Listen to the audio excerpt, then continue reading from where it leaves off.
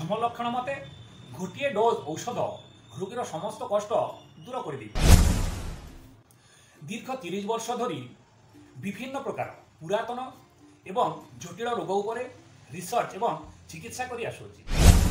সেই অভিজ্ঞতা আধার করে আজ গোটিয়ে এমিতি ঔষধ আলোচনা করবি যা সেবন কলে বিভিন্ন প্রকার বাতজনিত সমস্যা সহিত অন্যান্য বিভিন্ন প্রকার রোগ মধ্যে ভাল হয়ে যাব। প্রিয় দর্শক, কেবল বাত রোগ নুহে, রোগ যাহা বি হইথাও না কাইকি রোগীঠারে উপরোক্ত লক্ষণ সবু দেখাগলে কলচিকাম 30 2 ঠোপা লেখায় দিনকু 3-4 থর সেবন কলে রোগী শরীরে থিবা সমস্ত প্রকার সমস্যা দূর হওয়া সহিত রোগী পুଣି সম্পূর্ণ সুস্থ জীবন ফেরি পাইবে।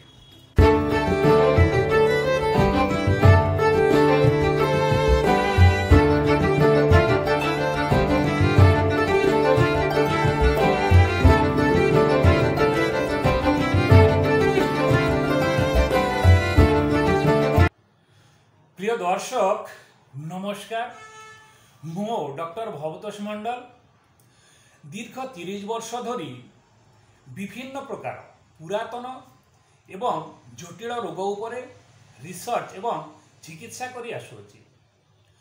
সেই অভিজ্ঞতা আধার করে আজ গোটিয়ে এমিতি ঔষধ আলোচনা করবি যা সেবন কলে বিভিন্ন প্রকার বাতজনিত সমস্যা সহিত অন্যান্য বিভিন্ন প্রকার রোগ মধ্যে ভাল হয়ে যাব। আজির আলোচ্য ঔষধটি হচ্ছে কলচিকাম অটমনেল। শরীরে কি কি লক্ষণ থিলে এই কলচিকাম ঔষধটি সেবন করবে আসন্তু জানিবা। কলচিকামর প্রথম কথা, খাদ্য প্রতি অভক্তি, খাদ্য প্রতি অরুচি বা অনিচ্ছা নুহে, অভক্তি অর্থাৎ খাদ্যর নাম শুনিলে, খাদ্য দেখিলে, এপরিকি খাদ্যর বাসনার মধ্যে বিরক্তি। এই রোগীর আঘ্রাণ শক্তি অতিশয় উত্তেজিত। কৌশি স্থাନରେ ରୋଷେଇ ହେଉଥିଲେ ତାର ବାସନା ହେତୁ ରୋଗୀକୁ ବାନ୍ତି ବାନ୍ତି ଲାଗେ। କୌଣସି ଖାଦ୍ୟର ବାସନା ସେ ସହ୍ୟ କରିପାରେ ନାହିଁ। ମାଂସ ଏବଂ ଅଣ୍ଡାର ବାସନା ମୋଟେ ସହ୍ୟ କରିପାରେ ନାହିଁ। यार द्वितीय कथा, पेटरे प्रबल वायु सृष्टि हुए।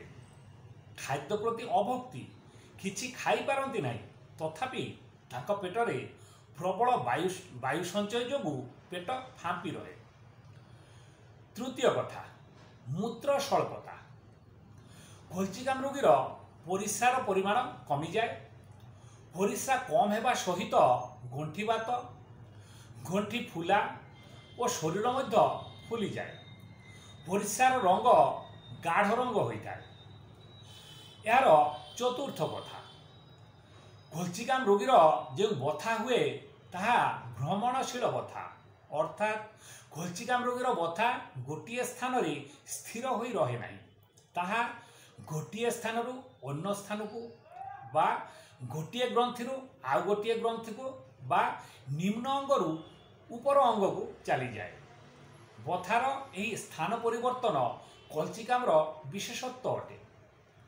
पंचम कथा, रोगी हलचल हेबा द्वारा, काम करिबा द्वारा बथा अधिक हुए एवं गरम सेक देले बथा आराम लगे।